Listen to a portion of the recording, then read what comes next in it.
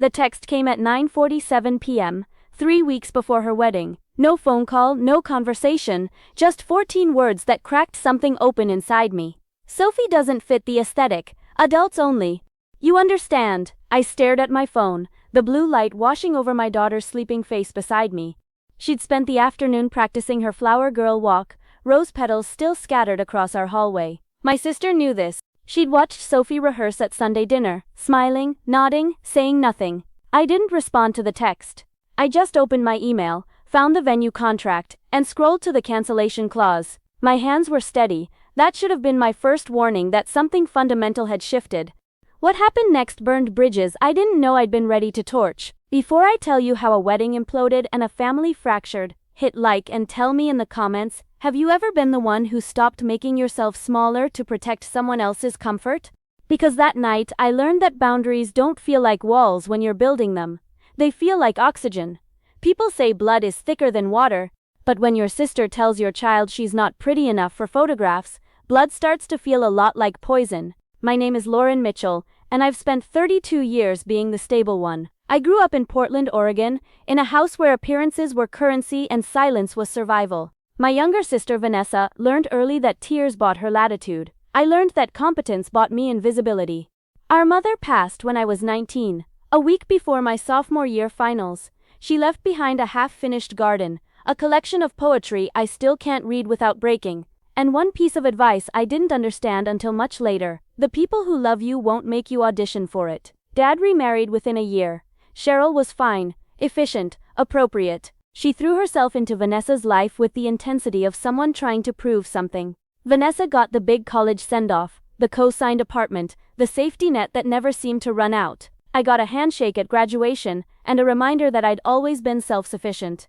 When I had Sophie at 23, alone, after a relationship that ended the moment I said I was keeping her, the dynamic calcified. Vanessa became the daughter with potential. I became the cautionary tale. Sophie became the complication no one knew quite how to include. But I built us a life anyway. I worked my way up to senior project manager at a tech firm downtown. Glass office, stock options, the kind of career Dad brags about at dinner parties, while forgetting to ask how Sophie's doing in school. When Vanessa got engaged to Preston, a software VP with a trust fund and a wine collection, the production began immediately. Venue tours, dress fittings, floral consultations that required full-day commitments. And when she called crying because the deposit on her dream venue was $40,000 and Preston's family was being difficult about contributions, I said yes before she finished asking. Because that's what I did. I fixed things. I made space. I wrote the check. Sophie was 8 then, wide-eyed and hopeful when Vanessa asked her to be the flower girl. My daughter practiced her walk for weeks, spoke about Aunt Nessa's special day like it was a royal coronation. That text came 1 year later. 9 words that obliterated everything. Sophie doesn't fit the aesthetic. Let me tell you exactly how it unfolded, because the details matter. It was a Thursday. Sophie had just lost her first tooth, the kind of milestone that feels monumental when you're 9. We'd done the whole tooth fairy ritual, and she'd fallen asleep clutching the $5 bill, her gap-toothed smile visible even in sleep. I was reviewing project timelines when my phone lit up. Vanessa's name. I almost didn't open it, already exhausted from the 17 other wedding-related texts that week. Hey, so we're pivoting to an adults-only vibe. Photographer said kids and candidates disrupt the visual flow. You get it. Sophie will understand. I read it 3 times. Each time different words stood out. Aesthetic. Visual flow. She'll understand. My fingers hovered over the keyboard. I drafted 6 responses. Each one started with some version of, "Are you serious?" Each one got deleted. Instead, I called. Straight to voicemail. I called again. Same result. Then came the follow-up text. "Don't make this a thing, Lauren. It's my day. You of all people should understand priorities." The room tilted. Not from shock, from recognition, because this wasn't new. This was just the loudest version of a song that had been playing my entire life. I remembered Sophie's 6th birthday, when Vanessa arrived 2 hours late because a brunch with Preston's colleagues ran long. I remembered the Christmas when Vanessa forgot to bring Sophie's gift, but arrived with matching cashmere scarves for herself and Cheryl. I remembered every recital where Vanessa checked her phone, every drawing Sophie made that Vanessa glanced at and set aside. My daughter had spent 9 years trying to earn a place in a family that kept moving the goalposts, and I had spent 9 years telling her to try harder, smile brighter, be more patient. That night, something cracked. Not dramatically, quietly. The way ice splits under pressure you can't see. I opened my laptop, found the venue contract I'd signed 4 months earlier, read the cancellation policy I'd barely skimmed before. Full refund if cancelled 30 plus days prior to event. 50% refund if 14 minus 29 days. No refund under 14 days. We were 21 days out. I didn't call Vanessa back. I didn't argue or explain or beg her to reconsider. I just forwarded the email to the venue coordinator with a single line. Please process cancellation per contract terms. Effective immediately. I hit send at 10:03 p.m. By 10:04, the automated confirmation arrived. By 10:05, I'd blocked the refund deposit into Sophie's college fund. Then I walked to her room, kissed her sleeping forehead, and whispered, "You've always fit, baby." They just couldn't see it. The next morning, I woke up to 37 missed calls. The first call came at 6:23 a.m. Vanessa. I let it ring. Then Dad. Then Cheryl. Then Preston. Then Vanessa again, 4 times in succession, each one vibrating my phone across the nightstand like a mechanical heartbeat. Sophie was still asleep. I made coffee, the kitchen silent except for the grind of beans and the persistent buzz of notifications I refused to check. Through the window, Portland's gray morning pressed against the glass, the city wrapped in its typical October fog. At 7:15, the doorbell rang. 3 sharp bursts, aggressive and insistent. I knew who it was before I checked the camera. Vanessa stood on my porch, hair in a messy bun, yesterday's makeup smudged beneath her eyes. She was still wearing what she'd probably slept in, Preston's Yale sweatshirt and leggings. She looked wrecked. Good. I opened the door but didn't step aside. "Sophie sleeping." "How did you do?" Her voice cracked somewhere between rage and disbelief. "Lauren, what the actual hell?" "I canceled the venue I paid for." I kept my tone flat. "Informational. You said Sophie wasn't included. I decided my money wasn't either." Her face cycled through emotions too fast to catalog. "You? Because of that? Are you insane? Do you know what you've done?" "Yes." That single word, delivered without inflection, seemed to land harder than any argument could have. "Lauren." She gripped the doorframe. "That was my venue. My wedding. My $40,000. I took a sip of coffee. "You're aesthetic. You're punishing me for one decision. I'm protecting my daughter from a lifetime of them." I watched her process that. "This isn't about the wedding, Vanessa. It's about the fact that you looked at a 9-year-old who's done nothing but adore you and decided she wasn't ornamental enough for your photographs." She stepped back like I'd shoved her. "That's not." "I didn't," the photographer said. "The photographer works for you. You made the choice." I felt something settle in my chest, cold and certain. "And I made mine. Dad's going to lose it." It came out like a threat, the last card she knew how to play. "Then he'll lose it." I started to close the door. "I've got to get Sophie ready for school." "Lauren, please." Her voice finally broke. "I'll fix it. I'll talk to Preston. We can include her, okay? We'll make it work." I paused, studying her face. The desperation was real. But so was the fact that it had taken a cancelled venue to produce it. Not the devastation of a 9-year-old. "The venue's already cancelled, Vanessa. Find another one." I softened, just barely. "And think about why you only wanted Sophie there once it cost you something to exclude her." I closed the door to the sound of her sobbing on my porch. By noon, the assault had escalated. Dad called from his office, the background noise of his dealership faint but unmistakable. I answered on the 4th ring. Already braced. Lauren Elizabeth Mitchell. Full government name. The tone he used when he'd caught me sneaking out at 16. "You're going to fix this." "No, I'm not." Silence. He wasn't used to that word from me. "Excuse me?" I said, "No, Dad. I'm not fixing anything. Vanessa made a choice. I made a choice. We're both adults. You're sabotaging your sister's wedding over a tantrum about flower girls." Each word clipped, precise. "This is beneath you." "What's beneath me?" I said quietly. "Is spending 9 years watching you treat Sophie like a footnote, while Vanessa gets director's commentary. That's not. She's your granddaughter, Dad. When's the last time you asked about her science fair project? Her reading level? Anything that isn't a polite obligation at holidays?" Another silence, longer this time. "This isn't about Sophie. This is about you being petty because Vanessa got the venue you wanted." The accusation was so disconnected from reality I almost laughed. "I paid for the venue, Dad. I didn't want it. I wanted Vanessa to have it." But the moment she decided my daughter wasn't aesthetic enough to be included, that gift became conditional. "So you're holding the wedding hostage." "I'm holding nothing." I withdrew my financial support. Vanessa's welcome to fund her own aesthetic. He exhaled sharply. Cheryl's devastated. This is humiliating for the family. And there it was. Not this hurt Vanessa. Not Sophie deserves better. Just, this looks bad. Then I guess the family should have treated Sophie better. I hung up before he could respond. My hands shook. Not from anger. From the unfamiliar sensation of not absorbing someone else's disappointment. That evening, Sophie sat at the kitchen table, glitter glue and construction paper spread before her. She'd been quiet since school, the kind of quiet that meant she was processing something too big for 9-year-old vocabulary. Mama? She didn't look up from the card she was making.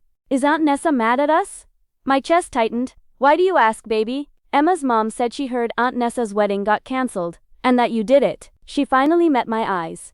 Did I do something wrong? I moved around the table, kneeling beside her chair so we were eye level. Sophie, look at me. I waited until her brown eyes, my mother's eyes, focused on mine.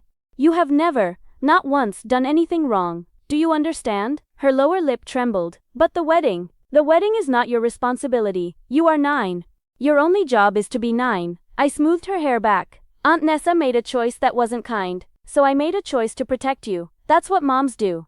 But you paid for it. Her voice cracked. Everyone's going to blame you. Let them. I kissed her forehead. I would cancel 1,000 weddings before I let anyone make you feel like you're not enough exactly as you are.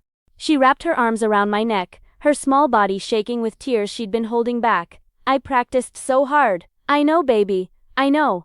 We stayed like that until her breathing evened out. Until the glitter glue dried forgotten on the table. When she finally pulled back, she whispered, "Can we still get dressed up that day? Just us?" "Absolutely. We'll go anywhere you want." "The aquarium?" I smiled. "The aquarium. Fancy dresses and all." That night, after Sophie was asleep, I did something I hadn't planned. I opened the drawer where I kept cards, school artwork, the ephemera of motherhood. Beneath Sophie's kindergarten handprint painting was a stack of letters I'd written to my mother over the years.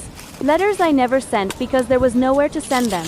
The most recent was dated 3 months earlier, written after a particularly difficult Sunday dinner where Vanessa had interrupted Sophie's story 5 times to talk about wedding cake flavors. "Mom, I don't know how to protect her from feeling secondary without cutting off the family entirely. She loves them.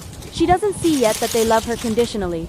And I keep hoping that if I'm patient enough, generous enough, they'll eventually see what I see, that she's extraordinary. But I'm starting to realize patience might just be another word for enabling. How did you do it? How did you love us without losing yourself?" I read it twice, the words clearer now than when I'd written them. Then I pulled out a fresh sheet of paper and wrote a new one. "Mom, I think I finally understand what you meant. The people who love you won't make you audition for it. Sophie will never audition for this family again. And neither will I. I hope that's what you would have wanted." I folded it, tucked it into the drawer with the others, and closed it quietly. Somewhere in the city, Vanessa was probably scrambling to find a replacement venue. Dad was probably strategizing how to fix the optics. Cheryl was probably rewriting her narrative. And for the first time in my life, their chaos felt separate from me, like weather I could watch through a window instead of standing in. My phone buzzed, a text from my boss, Claire. "Heard through the grapevine about the wedding drama. Just want you to know, boundaries look good on you. Proud of you." I stared at it, something warm and unfamiliar spreading through my chest. It took a moment to recognize it. It was relief. The next 72 hours moved like a controlled demolition. Precise, irreversible, loud. Vanessa's first move was public relations. She posted a vague Instagram story, a photo of her and Preston looking devastated, caption reading, "When family betrayal forces you to pivot your dream day. Heartbroken but grateful for real ones who show up." Within an hour, Cheryl had shared it. So had 3 of Vanessa's bridesmaids. My phone erupted with messages from extended family, friends who only had Vanessa's version, acquaintances who felt entitled to an explanation. I turned off notifications and took Sophie to school, but Cheryl wasn't done. She showed up at my office at 2 p.m., bypassing reception with the confidence of someone who'd never been told no. My assistant Marco tried to intercept her, but she pushed past him into my office, shutting the door behind her with a decisive click. "We need to talk." She stood in front of my desk, purse clutched like a shield. "This has gone far enough." I saved the document I was working on, then met her eyes. "You're right. It should have ended the moment Vanessa sent that text. She made a mistake. She made a choice, Cheryl. There's a difference. She's under an enormous amount of stress, and Sophie's 9. I stood, needing the height advantage. She doesn't get to be collateral damage for Vanessa's stress. Cheryl's composure cracked slightly. Your father and I have put considerable effort into making sure both you girls felt equally supported. Stop. The word came out harder than I intended. I'm not doing this. I'm not going to stand here and pretend the last 13 years have been equitable. You moved into our house and chose a side. That's fine. You're allowed. But don't insult my intelligence by pretending otherwise. Her face flushed. I have always treated you fairly. You've treated me politely. That's not the same thing. I moved toward the door, opening it in clear dismissal. I have a 3 p.m. meeting. If Vanessa wants to talk to me directly, without proxies, she knows where to find me. But the venue is cancelled. The money is in Sophie's college fund, and that decision is final. You're being incredibly selfish. It came out desperate. The final card. I'm being a mother. I held the door steady. That's supposed to be selfish. It's supposed to put your child first, even when it's inconvenient for everyone else. You might try it sometime. She left without another word, heels clicking against the polished floor like punctuation. Marco appeared 60 seconds later. You okay? Yeah, I realized I meant it. I really am. Saturday arrived with rain, the kind of persistent Portland drizzle that turns everything gray and reflective. I took Sophie to her soccer game, watched her score twice, braided her hair in the car afterward, while she chattered about the pizza party her team was planning. When we got home, Vanessa was sitting on my porch steps. She looked smaller than I'd ever seen her. No makeup, hair pulled back, wearing our mother's old Oregon State sweatshirt that I'd thought was lost years ago. When she saw us, she stood, and I saw she'd been crying. Aunt Nessa. Sophie's face lit up before I could stop her. She ran toward Vanessa, who caught her in a hug that looked more like desperation than affection. Hey Soph. Vanessa's voice cracked. You scored goals today? 2. Sophie beamed. Did you see? I didn't, baby. I'm sorry. Vanessa finally met my eyes over Sophie's head. Can we talk? I wanted to say no. Wanted to protect the boundary I'd built, the clean line I'd drawn. But Sophie was watching, hopeful, and I'd never wanted to be the person who weaponized access to a child. Sophie, go inside and wash up. I'll be there in a minute. But, now please. She went, reluctantly, glancing back 3 times before the door closed. Vanessa and I stood in the rain, the space between us vast despite the physical proximity. I'm not here to ask you to uncancel the venue, she started. Good, because that's not happening. I know. She wiped her face, rain or tears impossible to distinguish. I'm here because you were right, about all of it. I waited. The photographer didn't suggest adults only. I did. Her voice dropped to barely audible. Preston's family kept making comments about the kid factor, and instead of defending Sophie, I made her the problem. I made her disappear on paper so I didn't have to deal with their judgment. And that makes it worse, Vanessa, not better. I know. She wrapped her arms around herself. I've spent my whole life trying to be what everyone else needed. Dad needed me to be the one who didn't remind him of Mom. Cheryl needed me to validate her place in the family. Preston's family needs me to be the polished version they can show off. And somewhere in all that, I forgot how to just be someone's aunt, someone's sister. I felt something shift, not softening exactly, but expanding. You wore Mom's sweatshirt. She looked down like she'd forgotten. I found it in the garage last week. It still smells like her garden, like rosemary and dirt. She met my eyes. She would have hated what I did. She would have hated who I've become. She would have loved you anyway, I said quietly. But yeah, she would have hated it. Vanessa laughed, broken and wet. I don't know how to fix this. You don't fix it. You just do better going forward. I stepped closer. Sophie's 9th birthday is in 6 weeks. Show up. On time. With a gift that shows you actually know her. Not expensive. Thoughtful. Okay. And therapy. Real therapy. Because this isn't about one text or one wedding. This is about a lifetime of making yourself small in the wrong ways and expecting everyone else to do the same. Already have my first appointment scheduled. She pulled out her phone, showed me a calendar reminder. Tuesday at 4. We stood there as the rain intensified. 2 sisters separated by choices that couldn't be unmade but might, possibly be learned from. The wedding's at Preston's parents' estate now, she said finally. Small, immediate family, no photographer, just his cousin with an iPhone. And Sophie's invited, actually invited. Not as flower girl, just as herself. If she wants to come, I'll ask her. But I'm not pushing. I wouldn't expect you to. Vanessa turned to leave, then stopped.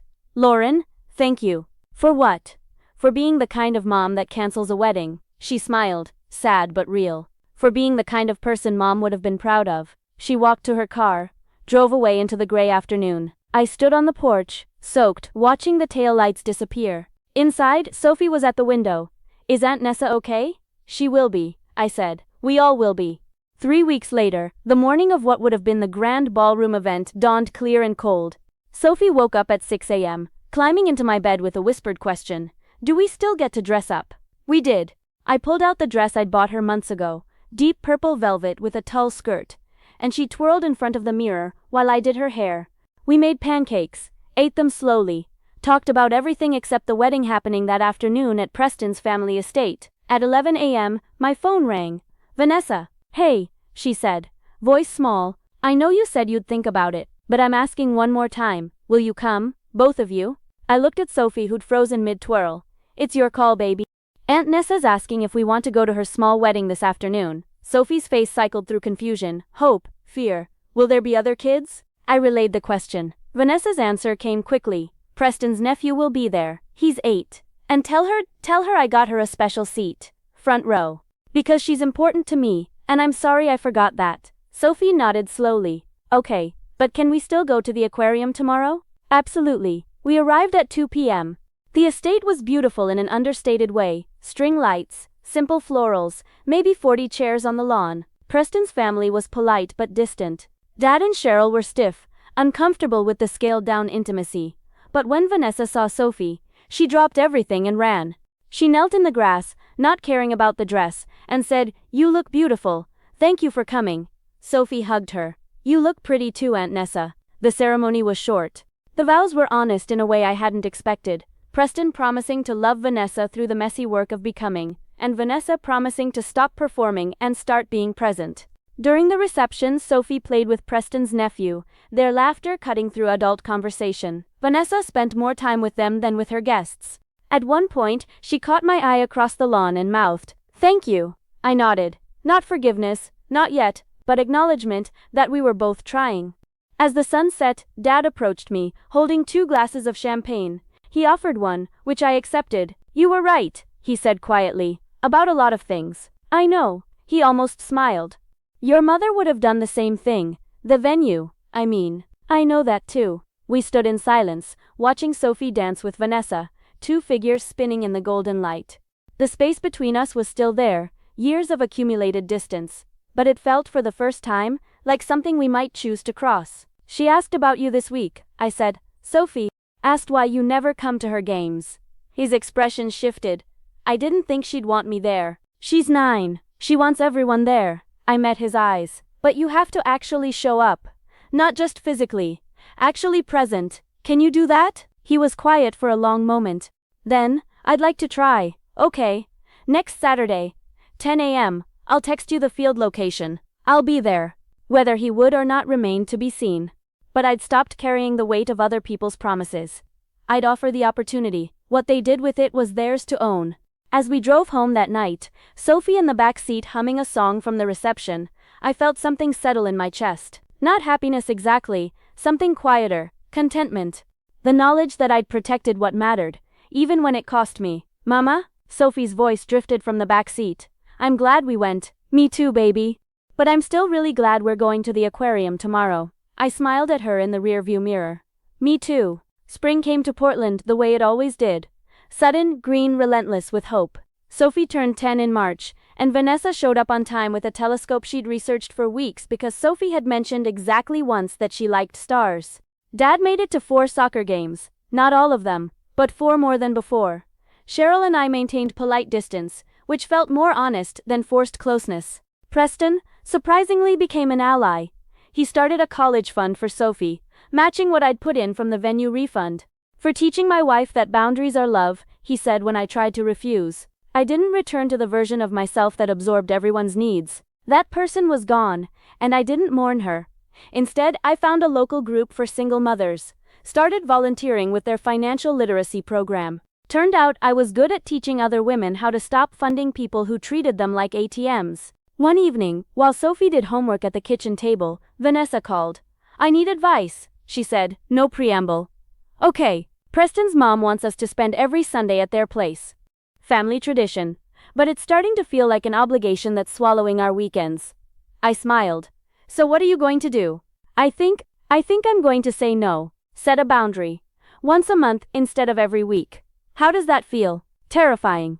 But right. Then that's your answer. She was quiet for a moment. I've been in therapy for 6 months now. Did I tell you? You mentioned it. My therapist said something last week. She said, the people who get angry at you for having boundaries are the ones who benefited from you having none. Vanessa laughed softly. Made me think of the wedding. Of you. Did it help? The smaller wedding? Yeah. It was real. It was us. She paused. I'm sorry it took losing the big one to figure that out. I'm not. Sophie needed to see that she's worth protecting. That was more important than any venue. She's lucky to have you. I'm lucky to have her. We talked for another 20 minutes. About small things, normal things. When we hung up, it felt less like obligation and more like actual sisterhood.